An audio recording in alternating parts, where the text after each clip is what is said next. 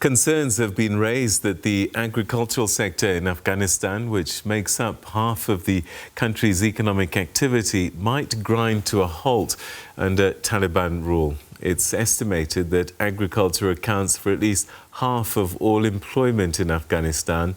Apart from opium, wheat is the key agricultural export from the country, although there has been diversification in recent years into more valuable crops such as walnuts, almonds, pistachios and saffron.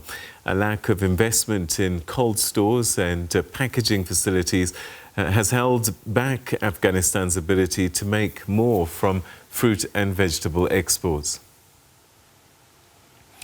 For a little bit more on this story, we're now joined by Duncan Masiwa, who's a journalist for the agricultural publication Food For Mzansi. Duncan, thanks very much indeed for joining us and welcome to the program. Thank you, Peter, and good evening to your viewers. So we've seen some shocking scenes out of Afghanistan in the last few days, but a lesser-known impact is on the country's agricultural sector. I know that this is something that you've been following for a while, but what is the likely agricultural impact from these latest political developments, do you think? Yeah.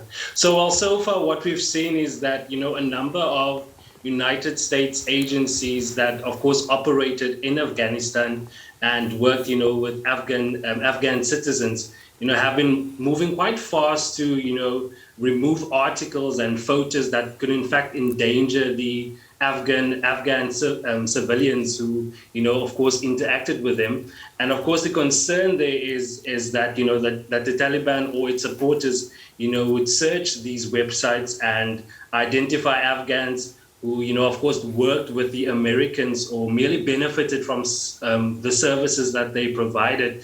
And what we've seen in the agricultural space is that, some agricultural departments have also been, removing posts, that include detail regarding, names and photos of agricultural specialists and even government officials. So definitely it's been trickling down to the agricultural sector, where even farmers, who have of course been, doing development work with Afghan farmers, have also started, deleting posts or work that they've done with these farmers in these areas. But this isn't a new problem, though. I mean, perhaps the Taliban's takeover of Kabul might be exacerbating it, but this has been a long-standing issue given the Taliban's activity outside of the urban areas.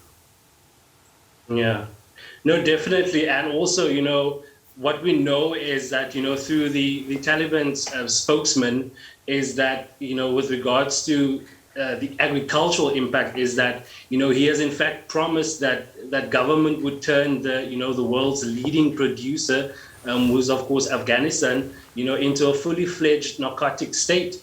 And, just for some perspective, Peter, is that, opium is of course a highly addictive narcotic which is made from natural substances that is produced, of course, from opium poppy seeds. That is, of course, grown by these farmers in these areas. And what the Taliban basically is saying is that he wants no narcotics to be produced in Afghanistan, which means that, this lucrative market for farmers will be completely shut down.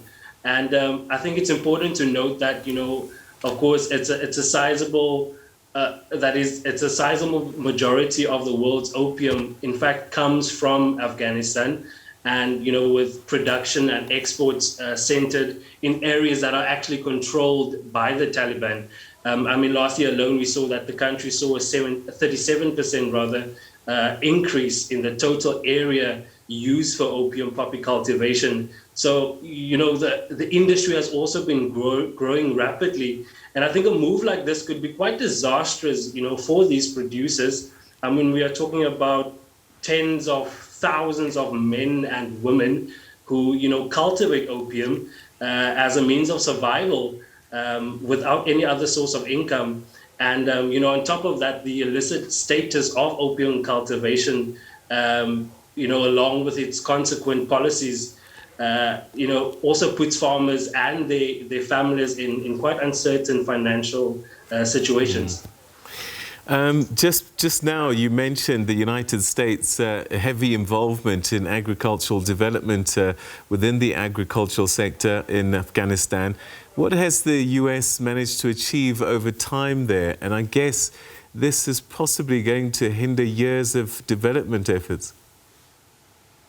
Definitely, Peter, definitely. I mean, agriculture provides a source of income and stability to countless Afghan families. And, organizations, including USAID, elements of agriculture, the agricultural department and others have worked hard, at expanding the reach of Afghan agricultural goods to, in fact, bolster job creation and, of course, boost Afghan families' incomes. We're talking about, some 4.5 million Afghans that have benefited from USAID's agricultural work since 2002, and I think a major highlight, that we should perhaps be pointing out is that, since 2006, the USAID has facilitated more than $1.4 billion in increased sales of agricultural products in Afghanistan. And, the USAID supports agribusinesses also in the area. So it's the impact, or the involvement of the United States in agriculture within the Afghanistan space has been quite tremendous.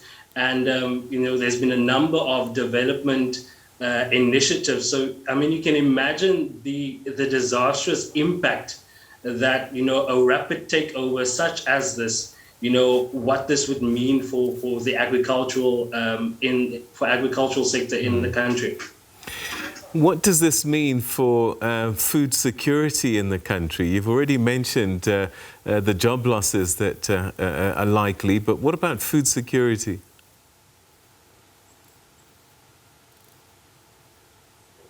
Yeah, there's a bit of a delay on my sound, so I hope I'm not speaking over you, Peter.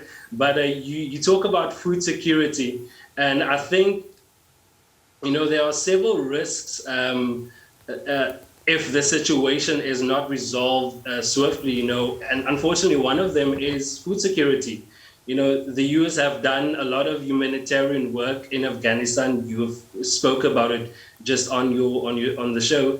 With multiple United States agencies, that operated in Afghanistan and worked with Afghan citizens, are having concerns about the Taliban or its supporters targeting Afghans, merely benefited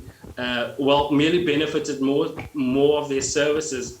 And recently, I have to point out, as recently as June, we saw that, the USAID announced that the US was providing more than 266 million rand in additional humanitarian assistance to help Afghans.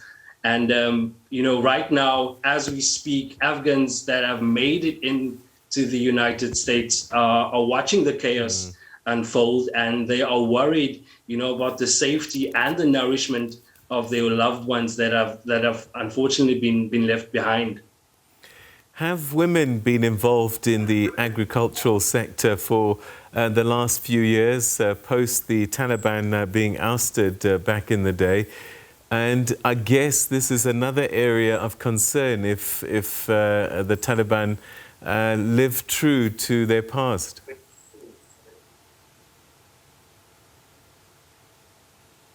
Definitely, as I've pointed out, women play quite a huge role within the agricultural space in Afghanistan. A lot of these women are providers. They are the main source of income for families in Afghanistan. So you can imagine the impact that this would have on women farmers, and of course the subsequent impact thereof on their families and their households, and even to a larger extent their communities as well.